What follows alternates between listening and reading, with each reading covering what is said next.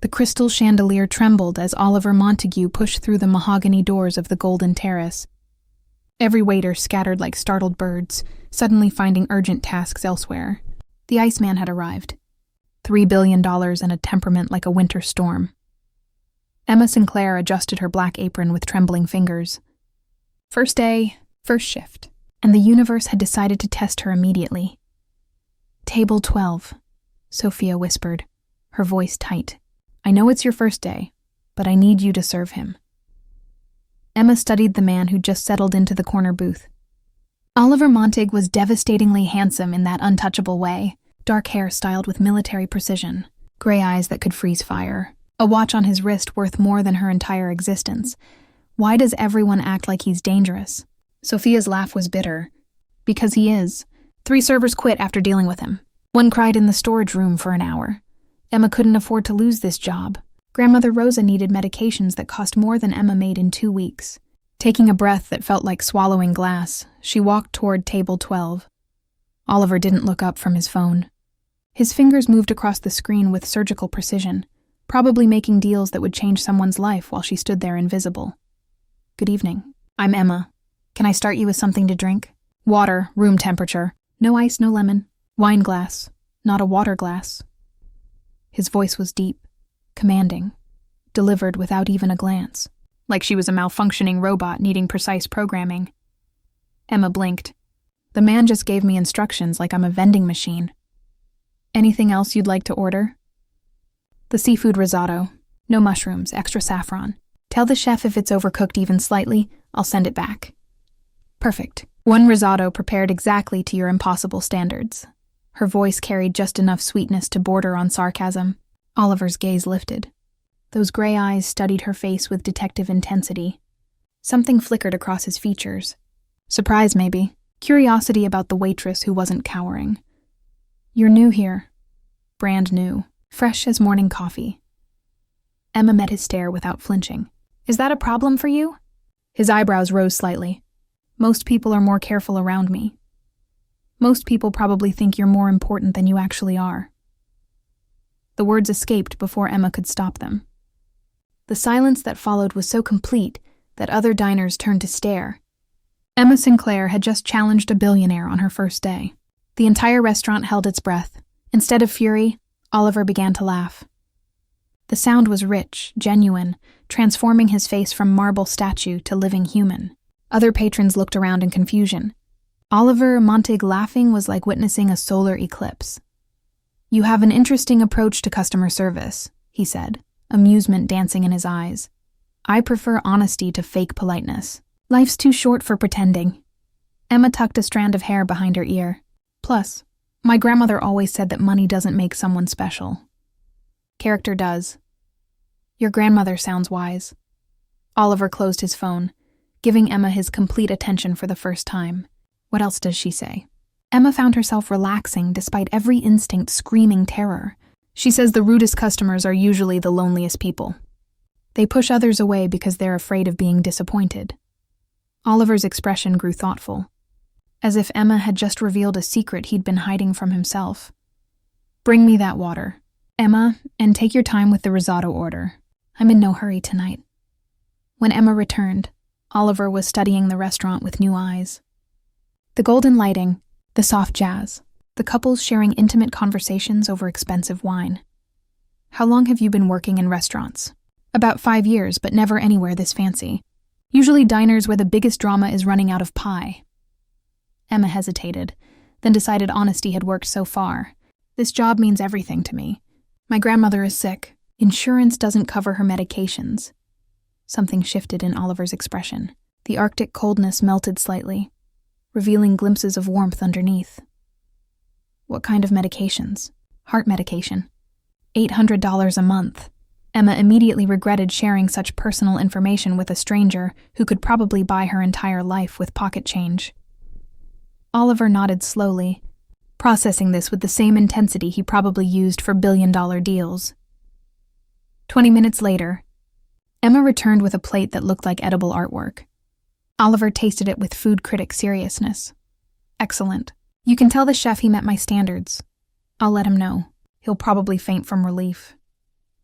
Emma smiled, and Oliver found himself studying her face again. Natural beauty that didn't need enhancement. Green eyes sparkling with intelligence and humor. A genuine smile he rarely encountered in his world of calculated interactions. "Emma," he said as she began to turn away, "would you like to sit down for a moment?" Every rule of restaurant etiquette screamed that she should decline, but something in his voice made her pause. "I probably shouldn't. Sophia might think I'm slacking off on my first day. Sophia works for me. I own 40% of this restaurant." Oliver's revelation hit like a thunderbolt. "Sit, please." Emma slid into the booth, suddenly aware she was having dinner with one of the most powerful men in the city. "You own part of the Golden Terrace?" "I own parts of many things. Hotels, restaurants, technology companies. It's what happens when you turn business into an obsession." His voice carried something that might have been regret. "Do you enjoy it? All the power and money and making people nervous?" The question was so direct that Oliver paused his fork halfway to his mouth. Enjoy is the wrong word. It's necessary. In business, if you show weakness, people destroy you. But we're not in a business meeting right now. We're just two people sharing a conversation over dinner. Emma gestured around the restaurant. "When was the last time you talked to someone who wasn't trying to get something from you?" Oliver stared at her for a long moment. Then his phone buzzed. He glanced at the screen and his entire face changed. The warmth vanished, replaced by something dark and dangerous. "I have to go." He stood abruptly, throwing $300 bills on the table. "Keep the change." "Wait, what just happened?" Oliver looked at her, and for a split second, Emma saw something raw in his eyes. Fear, maybe, or pain buried so deep it had turned to ice. Sometimes, Emma, the people we trust most are the ones who destroy us. He walked away, leaving Emma alone with a pile of cash and more questions than answers. Later that night, as Emma counted her tips in the break room, Sophia appeared in the doorway, her face pale. "Emma, I need to tell you something about Oliver Montigue, something that happened 5 years ago, something that explains why he's the way he is." Emma looked up, her heart suddenly pounding. "What happened?" Sophia's voice dropped to a whisper. "He had a fiancée, Rebecca Ashford. She was beautiful, charming, perfect for him. Everyone thought they were the ideal couple. What happened to her? She destroyed him, took $50 million from his accounts and ran off with his business partner. Left him a note that said loving him was the easiest con she ever pulled." Emma's breath caught. "That's horrible." "It gets worse." Sophia's eyes were dark with old secrets. "She was pregnant, Oliver's child. He never saw either of them again. That's when the Iceman was born. That's when Oliver Montigue stopped believing in anything except money and power." Emma sat frozen, the bills in her hand suddenly feeling heavy. Somewhere across the city, Oliver Montigue was alone with his demons, and Emma Sinclair had just walked into a story that was far more complicated than she ever imagined. Her phone buzzed. Unknown number. The message made her blood run cold. "Stay away from Oliver Montigue. This is your only warning. Some men are dangerous for reasons you can't understand. Save yourself before it's too late." Emma stared at the screen, her hands shaking. Who was warning her? And why did it feel less like a threat, and more like someone trying to protect her from something truly terrifying? Emma deleted the threatening message for the 3rd time that week. Each time, it reappeared from a different number. Each time, the warning grew more urgent. He will destroy you like he destroys everything he touches. Oliver Montigue leaves nothing but ashes. You're playing with fire, little girl. But Emma couldn't stop thinking about the man behind the ice, the glimpse of vulnerability she'd seen in his eyes before he fled the restaurant, the pain Sophia had revealed about his past. 3 days after their first meeting, Oliver returned to the Golden Terrace. Emma's heart hammered when she saw him stride through the doors, that same liquid shadow movement, that same untouchable presence. But this time, when their eyes met across the dining room, something passed between them. Recognition, connection, danger. He requested table 12. He requested Emma. "You came back," she said, approaching his booth with a confidence she didn't entirely feel. "I came back." Oliver's gray eyes studied her face. "I've been thinking about what you said. About loneliness, about pushing people away, and you were right. The admission seemed to cost him something. I haven't had a real conversation in 5 years. Just transactions disguised as relationships. Until you. Emma slid into the booth without being asked. Why me? I'm nobody. A waitress who can barely afford rent. That's exactly why. Oliver leaned forward, and Emma caught the scent of expensive cologne mixed with something darker. Coffee, maybe? Sleepless nights. You see me as a person, not a bank account. Do you know how rare that is? I see a man who's been hurt, who built walls so high he forgot what sunlight feels like. Oliver's jaw tightened. Sophia told you about Rebecca. She told me enough. Emma's voice softened. I'm sorry that happened to you, but hiding from the world isn't living. It's just existing. Existing is safer. Safer isn't always better. They sat in silence, the restaurant noise fading into background static. Oliver's hand rested on the table between them. Emma noticed his fingers were trembling slightly. I want to show you something, Oliver said suddenly. Tomorrow night. Will you come with me? Every rational part of Emma's brain screamed warnings. Don't get involved. Don't trust him. Remember the messages. But her heart, that traitorous organ, was already saying yes. Where? My penthouse. I have something there. Something I've never shown anyone. The next evening, Emma stood in the lobby of the Montigue Tower, feeling desperately out of place in her thrift store dress. The doorman had looked at her like she was a particularly bold burglar. Then Oliver appeared, wearing dark jeans and a simple black shirt. For the first time, he looked almost human, almost vulnerable. The elevator ride to the penthouse was silent. Tension crackled between them like electricity before a storm. Oliver's apartment was stunning, floor-to-ceiling windows overlooking Manhattan.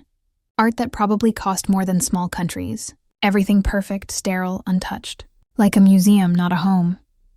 This way, Oliver said, leading her through minimalist hallways to a locked door.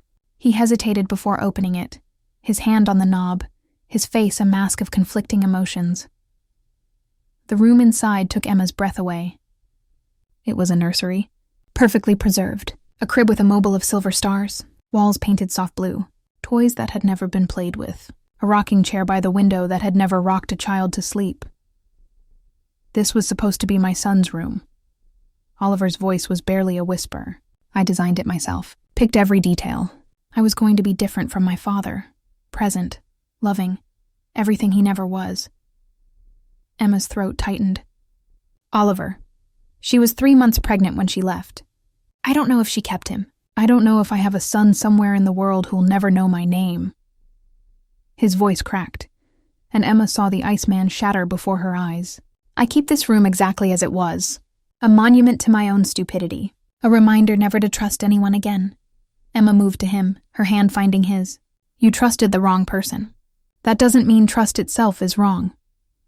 Oliver turned to her, and Emma saw tears he was desperately trying to hold back. How do you do that? How do you look at me and see something worth saving? Because I know what it's like to feel broken. Emma's own voice wavered. My parents died when I was 16. Car accident. 1 second they were there, the next gone. My grandmother raised me, but I was so angry. I pushed everyone away because I was terrified of losing anyone else, until I realized that fear was making me lose everything anyway. Oliver pulled her closer. We're quite a pair. 2 damaged people drawn together by mutual disaster. Maybe that's not such a bad thing. He kissed her then, soft at first, tentative, like he'd forgotten how. Then deeper, urgent. Years of loneliness and pain pouring into a single moment of connection. Emma kissed him back, her fingers tangling in his dark hair, her heart pounding so hard she thought it might shatter her ribs.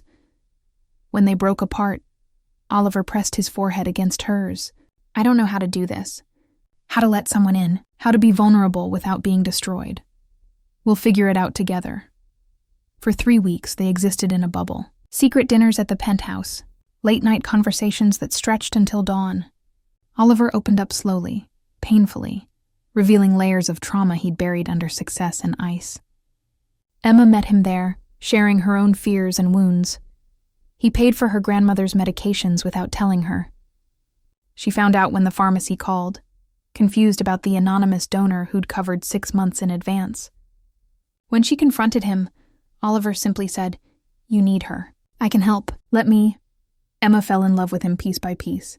The way he laughed at her terrible jokes. How he listened when she talked about her dreams of opening her own restaurant someday. The softness in his eyes when he thought she wasn't looking. But the messages never stopped. He's using you. Ask him about the Meridian deal. Oliver Montigue ruins everything he touches. You're next. Emma finally confronted him on a Tuesday night, rain hammering against the penthouse windows. Who's sending me these messages? Who's so desperate to keep us apart? Oliver's face went pale. What messages? Emma showed him her phone. Every threat, every warning. Oliver read them, and with each word, his expression grew darker. Marcus. The name came out like a curse. Marcus Ashford. Rebecca's brother. Why would he care about us?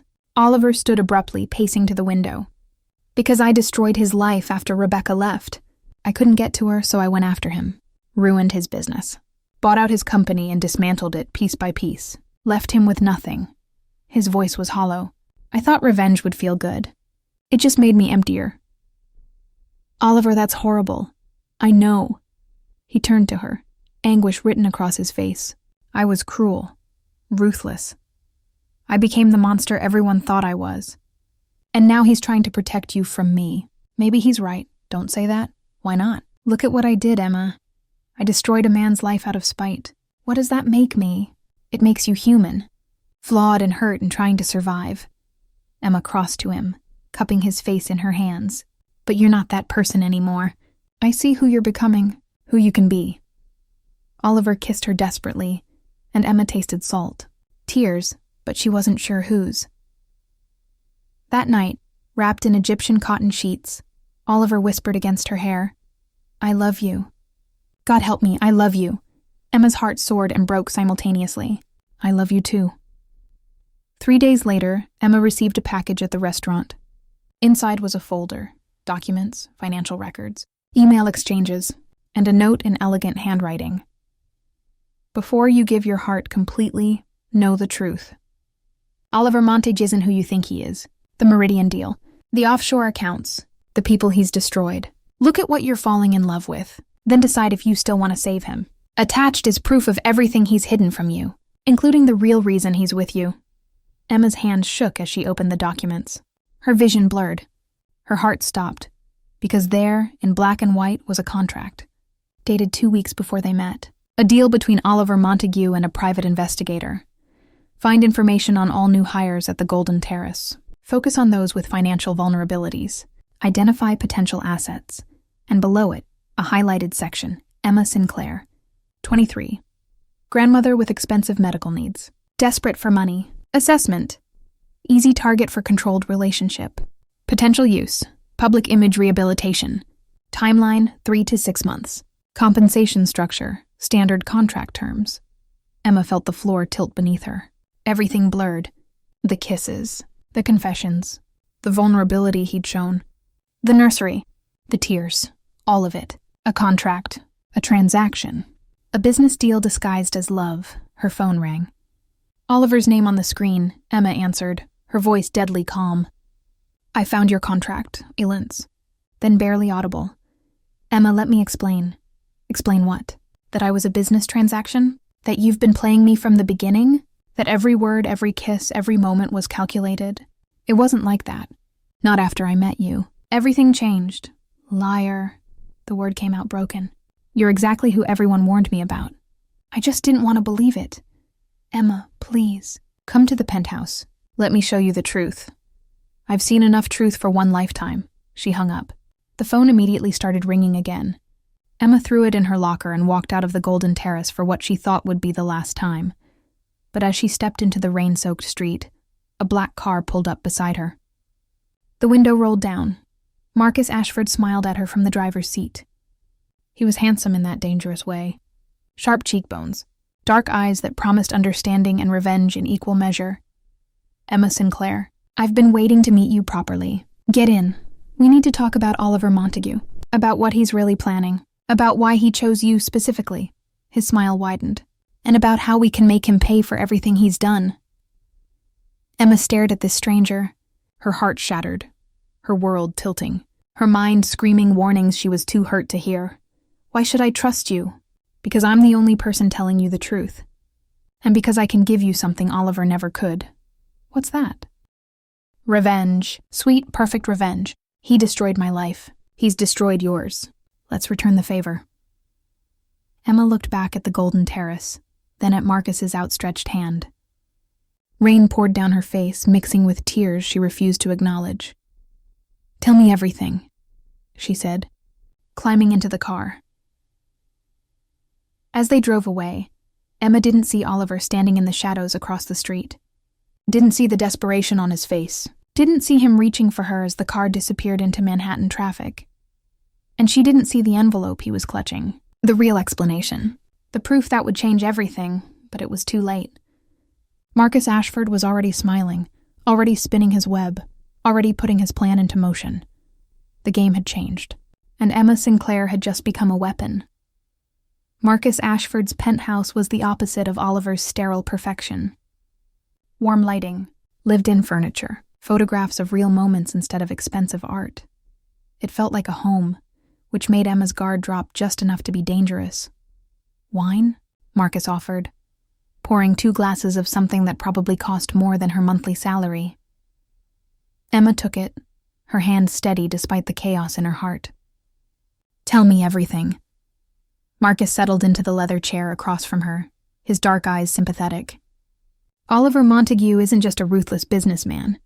He's a predator who uses people's weaknesses against them. That contract you found? You weren't his first. Emma's stomach turned. What do you mean? There were others. Women in vulnerable positions. He'd identify them, seduce them, use them to rehabilitate his public image, then discard them when they were no longer useful. Marcus pulled out another folder, sliding it across the coffee table. Sarah Martinez, single mother drowning in debt. Oliver paid her off after 6 months. Jessica Chen, student loans she couldn't escape. Gone after 4 months. Natalie Brooks, medical bills from her sister's cancer treatment. 3 months. Emma's hands shook as she flipped through the files. Photographs, dates, financial transactions. Everything documented with clinical precision. He has a pattern, Marcus continued, his voice gentle but firm. Find someone desperate. Offer salvation. Make them fall in love. Use them for good PR. Throw them away when the media moves on. You were supposed to be next. Why are you showing me this? Marcus's expression darkened. Because Oliver Montigue destroyed my sister. Rebecca wasn't perfect, but she loved him. Really loved him. When she found out she was pregnant, she was terrified. Oliver had become obsessed with control, with owning people. She tried to leave, and he threatened to destroy her family. So she ran. Took money because she had no choice. She needed to survive. The business partner? My best friend from college. He helped her escape. Oliver ruined him too. Ruined me. We lost everything. Marcus leaned forward. But I've spent 5 years watching Oliver, documenting his patterns, building a case. Emma, you can help me stop him. Help me expose him for what he really is before he destroys someone else. Emma stared into her wine glass, seeing her reflection distorted in the dark liquid. What do you want me to do? Get close to him again. Convince him you've forgiven him. Gain access to his private files. There's a deal called Meridian. It's illegal, Emma. Insider trading, fraud, money laundering. If I can prove it, Oliver goes to prison. No more victims. No more broken women. Justice. You want me to spy on him? I want you to save yourself and everyone else he'll hurt. Isn't that worth it? Emma thought about the contract. The calculated seduction. The lies wrapped in vulnerability. Her grandmother always said that sometimes the right choice feels wrong because we're too close to see clearly. I'll do it, she whispered. I'll help you destroy him. Marcus smiled, and something flickered in his eyes. Something Emma was too hurt to recognize as triumph. The next morning, Emma called Oliver. Her voice was carefully controlled, wounded but willing to listen. Can we talk? Oliver's response was immediate, desperate. Yes, God, yes. Emma, please, come to the penthouse. Let me explain everything. When Emma arrived, Oliver looked like he hadn't slept in days. Dark circles under his eyes. Wrinkled shirt. The Iceman melted into someone raw and broken. Thank you for coming, he said, his voice hoarse. I thought I'd lost you forever. You almost did. Emma forced tears into her eyes. It wasn't hard. Part of her was genuinely breaking. That contract, Oliver. How could you? It started as business. I won't lie about that. Oliver moved toward her carefully, like approaching a wounded animal. My PR team suggested I needed to soften my image. Date someone real. Someone the public could relate to. They drew up contracts with several possibilities. But Emma, I swear, the moment I met you, everything changed. He pulled out the envelope he'd been clutching that rainy night. Inside were torn contracts, cancellation notices, emails telling his team to stop the operation. Look at the dates, Oliver urged. The night we met, the night you challenged me, I canceled everything, told them to forget the whole plan. Because you weren't a transaction. You were real. You saw me, Emma. The actual me, not the Iceman everyone fears. Emma studied the documents. They looked legitimate, dates matched. But Marcus's words echoed in her mind. Oliver was a predator, a liar. This could all be staged. How do I know this isn't another manipulation? You don't, Oliver's voice broke. You just have to trust me. I know I don't deserve it. I know my past is unforgivable. But Emma, I love you. That's the only truth that matters. Emma let him pull her into his arms. Let him kiss her with desperate intensity. Let him believe she'd forgiven him, and hated herself for how easy the deception came. Over the next 2 weeks, Emma played her role perfectly. Loving girlfriend by day, spy by night, she copied files when Oliver slept, photographed documents he left on his desk, sent everything to Marcus, but something was wrong. The files Marcus wanted didn't match what Emma found. Oliver's business dealings were aggressive, ruthless even, but not illegal. The Meridian deal Marcus obsessed over didn't exist in any of Oliver's records. Emma started questioning. Started noticing inconsistencies in Marcus's story. Started feeling sick every time Oliver looked at her with such genuine love and trust. I'm planning something for your grandmother, Oliver said one evening, pulling Emma onto the penthouse balcony. The city sprawled below them, a million lights in the darkness. Experimental treatment in Switzerland, 90% success rate. I've already contacted the specialists. Emma's throat tightened. Oliver, that's too much. It's not enough. Emma, you gave me back my life. Let me save hers. That night, lying next to Oliver as he slept, Emma made a decision. She would confront Marcus, demand real proof before she went any further. Something felt wrong. Deeply, fundamentally wrong. She met Marcus the next evening at a warehouse in Brooklyn. Empty. Isolated. Not his warm penthouse. Emma's instincts screamed danger, but she pushed forward. I need to see the original evidence, Emma said. The proof that Oliver's operations are illegal. Because I'm not finding anything in his files. Marcus's smile was cold. That's because there is no evidence, Emma. There never was. Emma's blood turned to ice. What? Oliver's legitimate. Ruthless, yes, but technically legal. Everything I told you was a lie. Marcus circled her slowly, like a shark. Rebecca wasn't innocent. She conned Oliver. Took $50 million. The pregnancy was fake. A manipulation to make him drop his guard. We planned it together. My sister and I. We've been running cons on wealthy men for years. Why are you telling me this? Because you've served your purpose. Marcus pulled out his phone, showing Emma photographs. Her and Oliver. Intimate moments. Private conversations. Documents she'd stolen. I've documented everything. Your corporate espionage. Your theft of confidential information. Oliver's lawyers will eat you alive. You'll go to prison, Emma. Unless you give me what I really want. Which is? Transfer authorization. Oliver gave you access to one of his accounts. The emergency fund he set up for your grandmother's treatment. $20 million. I need you to transfer it to an offshore account, tonight. Emma's heart hammered. If I do that, he'll know. He'll destroy me. If you don't, I'll destroy you anyway. I have enough evidence to put you away for 10 years. Corporate espionage. Fraud. Betrayal of fiduciary responsibility. Marcus's eyes were dead. Shark eyes. Your choice, little girl. Betray the man who loves you, or rot in prison while your grandmother dies without her medications. Emma's mind raced. Every exit blocked. Every choice impossible. Fine, she whispered. I'll do it. But I need to access his computer at the penthouse. Marcus grabbed her arm, his grip bruising. You have 2 hours. Transfer the money, or I send everything to the authorities. And Emma, if you warn Oliver, I'll make sure your grandmother's treatment gets canceled everywhere. No hospital in the world will touch her. I have connections you can't imagine. Emma drove to the penthouse with tears streaming down her face. She'd been so stupid, so blind. She'd let hurt and betrayal turn her into a weapon against the one person who'd actually tried to save her. Oliver was waiting in his study, working late. He looked up when she entered, his face brightening immediately. "Emma, I didn't expect you tonight. Is everything okay?" "I need to tell you something," Emma said, her voice breaking. "I've done something terrible, something unforgivable." Oliver stood, concern flooding his features. "Whatever it is, we'll figure it out together. Marcus Ashford has been using me. I've been spying on you, stealing your files. He made me believe you were a monster, and I believed him because I was hurt and angry and stupid." The words tumbled out, desperate and raw. "He wants me to transfer $20 million from your emergency account. If I don't, he'll have me arrested. If I do, I'll betray you. Either way, I lose you. Either way, I've ruined everything." Oliver's face went through a dozen emotions in seconds. Shock, hurt, anger, then something that looked like understanding. "How long do we have?" 2 hours. "Oliver, I'm so sorry. I should have trusted you. I should have believed you. I was just so hurt and scared, and I wanted to believe someone cared enough to protect me." Oliver pulled her into his arms, holding her so tight Emma could barely breathe.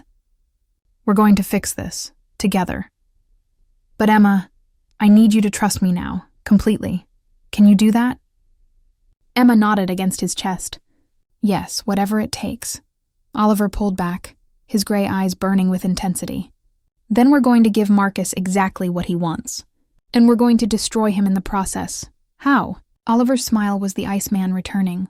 But this time, Emma wasn't afraid. This time, the ice was protection. Armor for both of them. "I've been tracking Marcus for 5 years, documenting every con, every victim, every crime.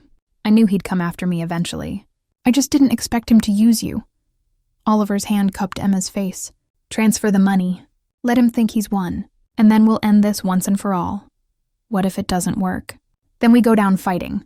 "But Emma, I need to know, after everything, after all my mistakes and your pain, are we in this together?" Emma looked into the eyes of the man she'd tried to destroy, the man who'd turned his fury into protection instead of revenge, the man who, despite everything, still looked at her like she was worth saving. "Together," she whispered, "no matter what happens." Oliver kissed her, and Emma tasted redemption and terror in equal measure. They had 2 hours to pull off the impossible. 2 hours to turn Marcus's trap into a prison of his own making. The game had changed again.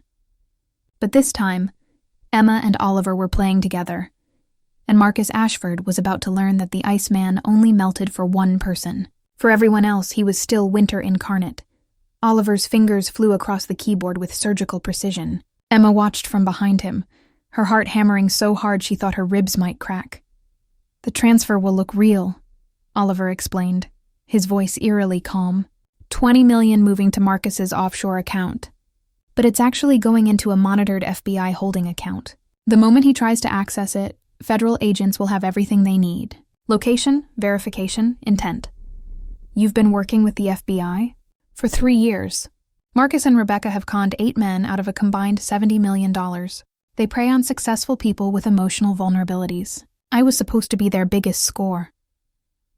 Oliver's jaw tightened.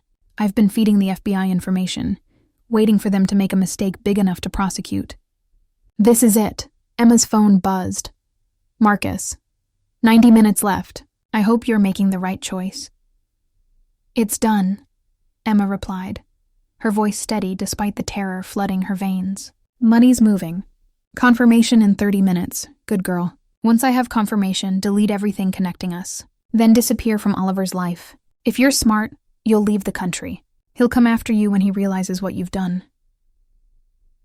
Emma looked at Oliver, who was listening through her phone's speaker. His expression was unreadable. The Iceman calculating a dozen moves ahead. "Meet me at the warehouse when the transfer completes," Marcus continued.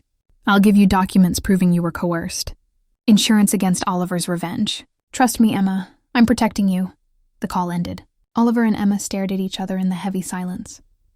"He's lying," Emma whispered. "He's not going to let me walk away, is he?" "No," Oliver's honesty was brutal and necessary. You're a loose end, a witness. The moment you meet him at that warehouse, you become a liability he'll eliminate. Emma's hands started shaking. So what do? We don't go to the warehouse. We let the FBI handle Marcus. You stay here, safe, and we wait for confirmation that he's been arrested. It should have been simple. It should have worked. But Emma's phone rang again. This time a video call. Emma answered with trembling fingers. Grandmother Rosa appeared on screen. Bound to a chair, duct tape across her mouth, terror in her eyes. Marcus stood behind her, smiling that shark smile. Change of plans, Emma. The transfer completed, but I realized I can't trust you not to run to Oliver or the police, so I'm taking out insurance of my own. Don't hurt her. Emma's scream was raw. Marcus, please. She's innocent. She has nothing to do with this. Bring me proof of the transfer. Physical documents from Oliver's account showing the money moved. Come alone to the warehouse. If I see Oliver, if I sense any police involvement, your grandmother dies. You have 45 minutes. The screen went black. Emma collapsed, her legs giving out. Oliver caught her, holding her as sobs tore through her body. We call the FBI, Oliver said urgently. They can get to the warehouse, extract your grandmother. No. Emma pulled back, her eyes wild. You don't know Marcus like I do. He's paranoid, careful. If he senses anything wrong, he'll kill her. Oliver, she's all I have left. I can't lose her. You're not going alone. That's not happening. I have to. Emma stood on shaking legs. Give me the documents he wants. Let me trade my life for hers. Emma, no. Oliver, I love you. God, I love you more than I thought possible. But she raised me.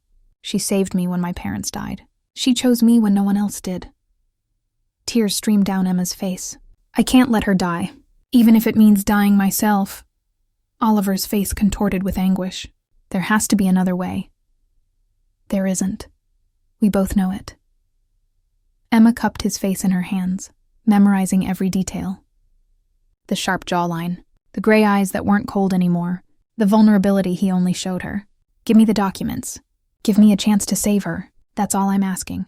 I can't lose you. Not when I just found you. Not when you're the only person who's ever seen me as more than money and power. You won't lose me. I promise. I'll find a way back to you. But right now, I need you to trust me the way I should have trusted you from the beginning. Oliver pulled her into a kiss that tasted like goodbye, and forever, and every beautiful broken thing they'd built together. When they broke apart, tears streaked both their faces. There's a tracking device in my watch, Oliver said, his voice rough. Take it. I'll know where you are every second. And Emma, I'm calling the FBI the moment you leave. They might not get there in time to stop Marcus from taking you, but they'll get there in time to save you. What if they don't? Then I'll burn down the entire city to find you. Marcus Ashford doesn't understand what he's unleashed. I may have melted for you, but for him, I'm still Winter. And Winter is merciless. Emma strapped on Oliver's watch, took the forged transfer documents he'd prepared, kissed him one last time. I love you, she whispered against his lips. I love you more than I knew I could love anything. Come back to me, Emma. That's not a request. It's a requirement. The drive to the warehouse felt like descending into hell. Brooklyn streets became darker, emptier, more menacing with each block. Emma parked 3 blocks away, approaching on foot like Marcus had instructed. The warehouse was abandoned. Broken windows, rusted metal, the perfect place for violence to go unnoticed. Marcus stood in the center of the concrete floor, illuminated by a single overhead light. Grandmother Rosa was still bound to the chair beside him, alive, conscious, terrified. Documents, Marcus demanded. Emma held them up. Let her go first. You're not in a position to negotiate. I'm in the only position that matters. You need those documents to prove the transfer happened before Oliver figures out how to reverse it. Without them, you have nothing. So here's the deal. You release my grandmother. She walks out that door. Then I give you what you want. Marcus studied Emma with those dead shark eyes. Then he laughed. You've got guts. I'll give you that. Fine. Old woman, you're free. He cut the zip ties, ripped off the tape. Grandmother Rosa stumbled toward Emma, sobbing. Mija, no. Don't do this. Abuela, I love you. Go. Find Oliver Montigue. Tell him everything. Emma pushed the watch into her grandmother's hand. Run, now. Rosa hesitated, then fled toward the door. The sound of her footsteps echoed through the empty space. Then silence. Emma handed Marcus the documents. He studied them with expert precision, his smile widening.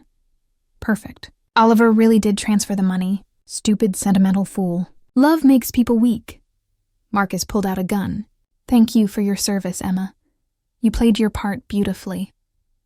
Emma's blood turned to ice. You said if I brought the documents, you'd let me go. I lied. Honestly, did you think I'd leave a witness? You can identify me. You know about my operations. You're a liability I can't afford. The gun rose.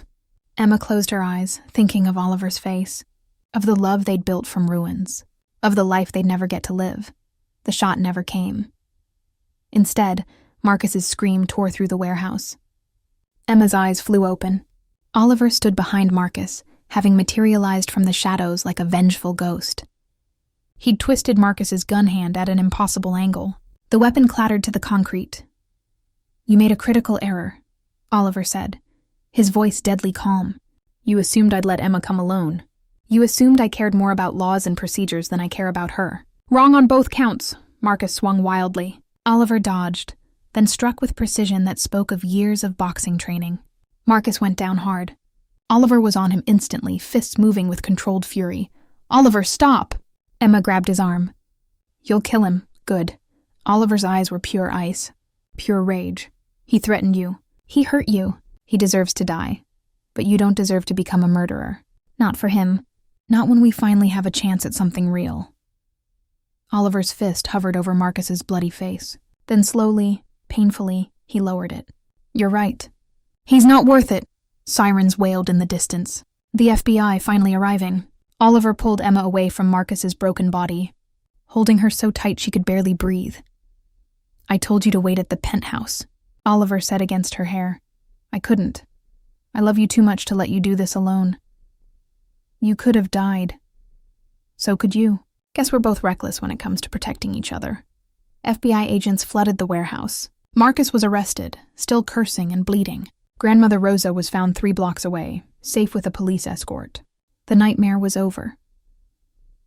But as they gave their statements to federal agents, as evidence was documented and arrests were made, Emma saw something in Oliver's eyes. Something dark and broken that hadn't been there before. Later, back at the penthouse, Oliver stood by the windows overlooking the city. Dawn was breaking, pink and gold light painting the skyline. I almost killed him, Oliver said quietly. I wanted to. Every instinct screamed to end him. If you hadn't stopped me, I would have. Emma moved to his side. But you didn't. That's what matters, is it? Emma, you saw what I'm capable of. The monster that lives under the ice. The rage I've spent years controlling. What if one day I can't control it? What if I hurt you? You won't. You don't know that. Emma turned him to face her. I know you.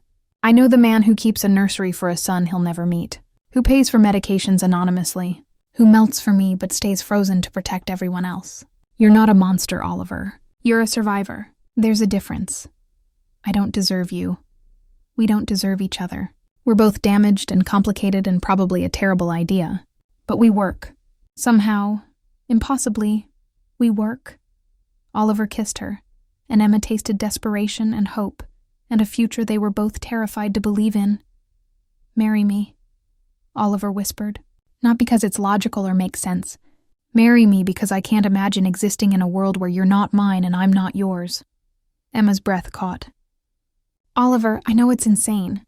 We've known each other less than 2 months. We've been through hell. We're probably both suffering from trauma bonding. But Emma, I've never been more certain of anything in my life. Marry me. Build something real with me. Help me remember what it means to be human. Emma looked at the man who'd been a monster in rumors, but a savior in reality. The billionaire who'd learned to love through the walls he'd built to survive. The broken soul who'd found his match in a waitress who refused to fear him. Yes, she whispered. God help us both, yes. They stood in the dawn light.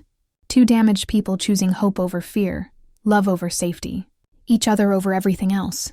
But in the warehouse, as FBI agents documented evidence, they found something that would change everything. A folder. Hidden in Marcus's jacket. Photographs, documents, proof that the nightmare wasn't over, It was just beginning, because Rebecca Ashford wasn't dead like everyone believed. She was alive, and she was coming back to finish what she started. And this time, she was bringing something that would destroy Oliver more completely than any con or betrayal ever could. She was bringing his son. The envelope arrived on a Tuesday morning. Plain manila, no return address. Inside was a single photograph and a note in elegant handwriting. Oliver stared at the photo with an expression Emma had never seen. Complete devastation. The Iceman shattered into a million pieces. Oliver? What is it? He handed her the photograph without speaking. Emma looked down and her heart stopped. A boy, maybe 4 years old. Dark hair, gray eyes. Oliver's face in miniature. He was laughing in the photo, playing on a beach somewhere tropical. Happy, healthy, real. The note was simple. His name is Gabriel. He's your son. And I'm taking him somewhere you'll never find us unless you do exactly what I say. Rebecca. Emma watched Oliver's hands shake, watched 5 years of grief and loss, and wondering crash over him like a tsunami. The nursery he'd preserved. The child he'd never met. The family he'd mourned. All of it suddenly, impossibly real. She's alive, Oliver whispered. My son is alive. Emma's phone rang. Unknown number, she answered on speaker. Rebecca Ashford's voice was honey and poison. Hello, Emma. I've heard so much about you. The brave little waitress who tamed the beast. How romantic. How doomed. What do you want? Oliver's voice was barely controlled rage. What I've always wanted, darling. Freedom, money, control. Here's the deal. You transfer $200 million to the account I'm sending. You do it within 24 hours. You don't involve police or FBI or any of your powerful friends. And in return, I'll tell you where Gabriel is. Maybe I'll even let you meet him. Maybe isn't good enough. It's all you're getting. Because, Oliver, I hold every card. You've spent 5 years wondering if you had a son. Now you know you do. And you'll spend the rest of your life wondering about him unless you do exactly what I say. Why now? Emma asked. Why come back after all this time? Rebecca laughed. Marcus was useful until he wasn't. The FBI has him. His accounts are frozen. And I need capital. Oliver's the biggest score I never closed. Time to collect. Her voice hardened. 24 hours. 200 million. Or Gabriel disappears forever. Your choice, Oliver. Money you'll make back in a year. Or a son you'll never see again. The line went dead. Oliver stared at the photograph of his son. Tears streamed down his face, and Emma felt her heart breaking for him.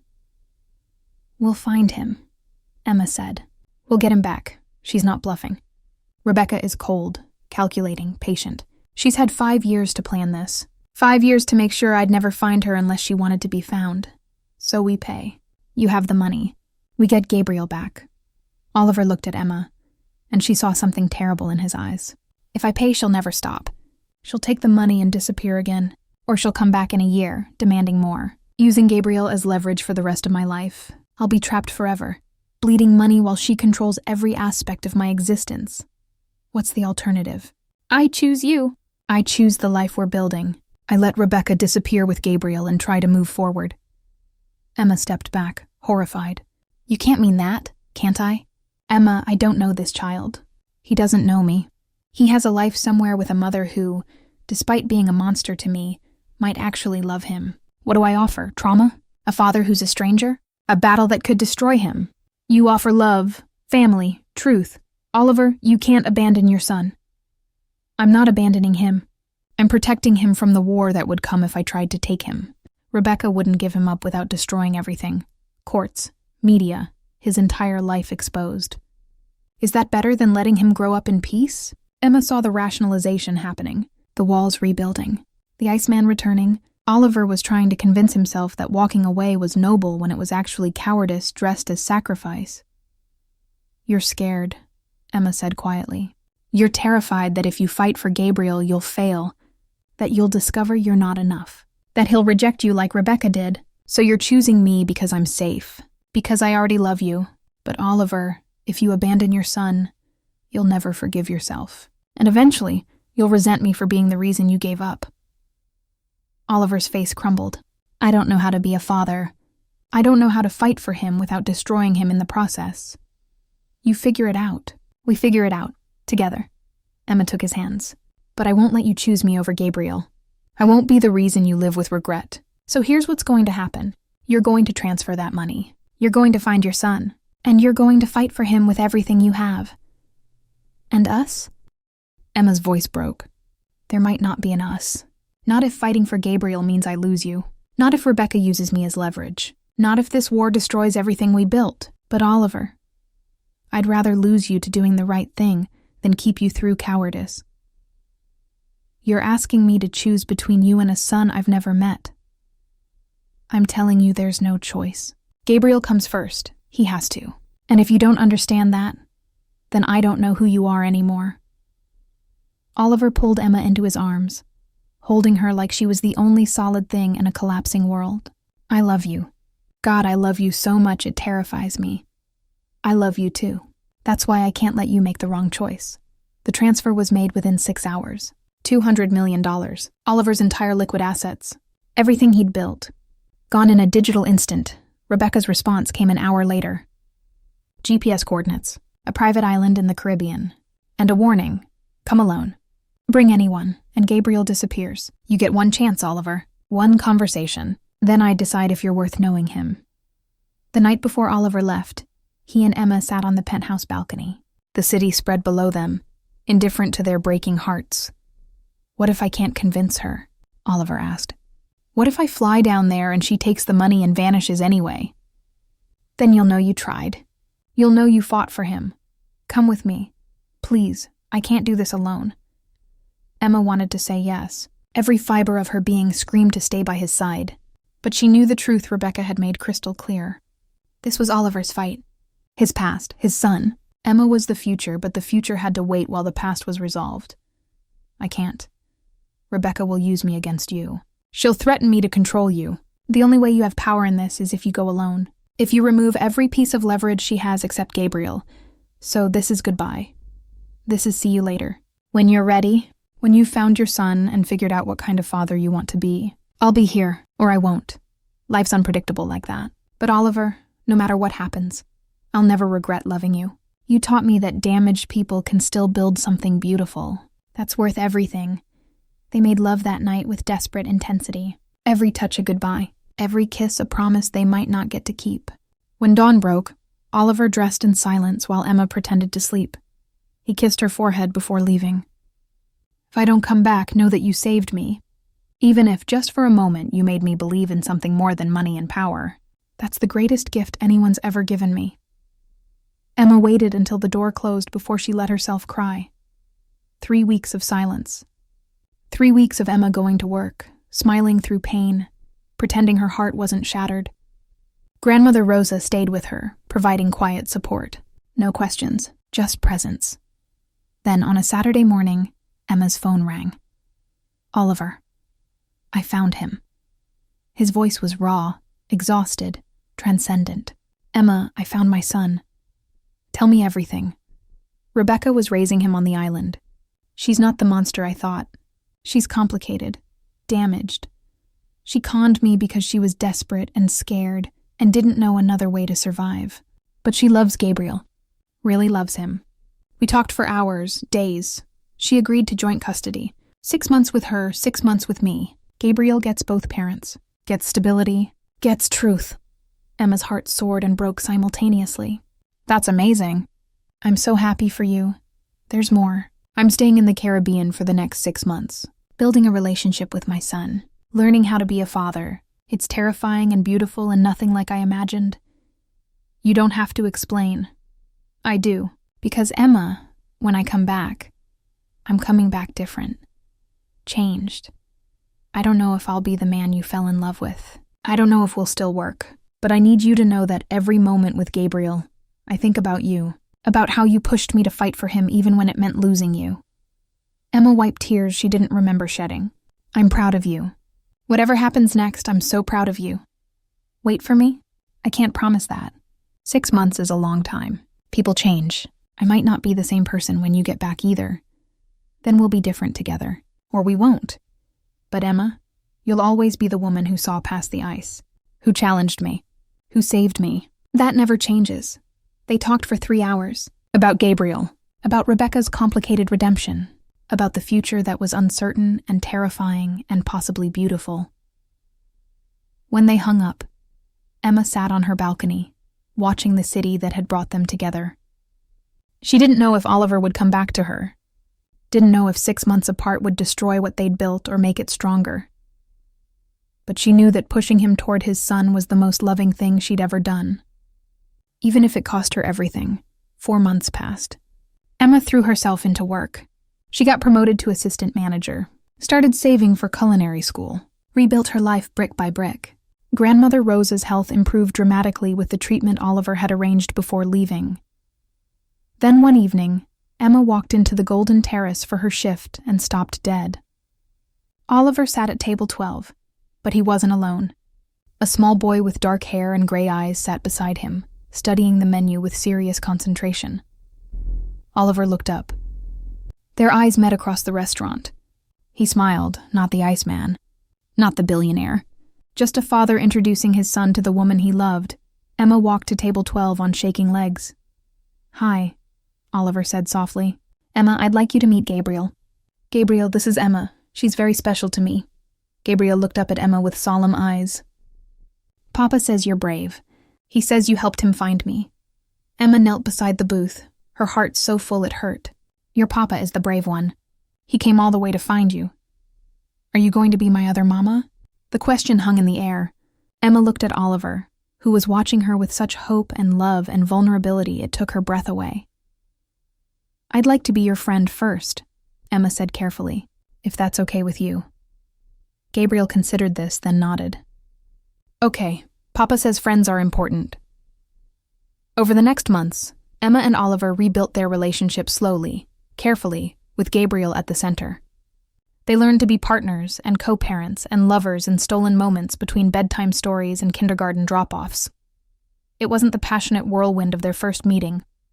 It was better, real, sustainable, built on sacrifice and choice, and the understanding that love means fighting for what matters even when it costs everything. On a December evening, as snow fell over Manhattan, Oliver proposed again, this time in the preserved nursery, which they'd transformed together into Gabriel's room. The boy was asleep in his bed, peaceful and safe. The mogul of silver stars turned slowly overhead. "Marry me," Oliver whispered. "Not because we're perfect, because we're perfectly imperfect together. Because you taught me that the greatest strength is vulnerability. Because I want to build a life with you and Gabriel, and whatever beautiful chaos comes next." Emma looked at the man who'd been a monster in stories but became human through love. At the child who'd brought them back together. At the family they'd built from ruins.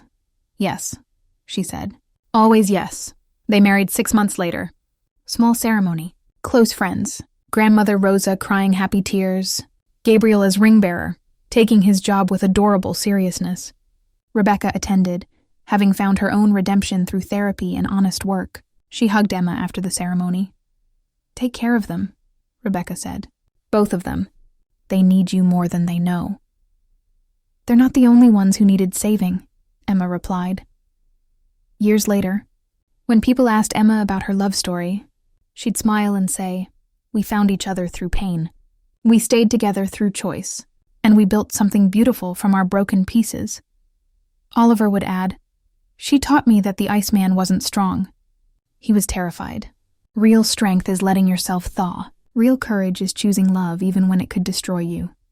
And Gabriel, grown into a young man with his father's eyes and his mother's courage, would say, "They taught me that family isn't about perfection. It's about showing up, fighting for each other, choosing love over fear. Every single time." On winter evenings, Emma and Oliver would stand on their balcony, watching snow fall over Manhattan, the city that had brought them together, the place where a waitress had looked a billionaire in the eye and seen not money or power, but a man desperate to remember how to be human. "Do you ever regret it?" Oliver would ask. "The chaos, the pain, everything it cost." Emma would smile, her hand in his. "Not even for a second. You were worth fighting for. We were worth fighting for." And in that moment, with snow falling and love surrounding them, and a family they'd built from impossible choices, The Iceman and the fearless waitress were finally completely home. The end.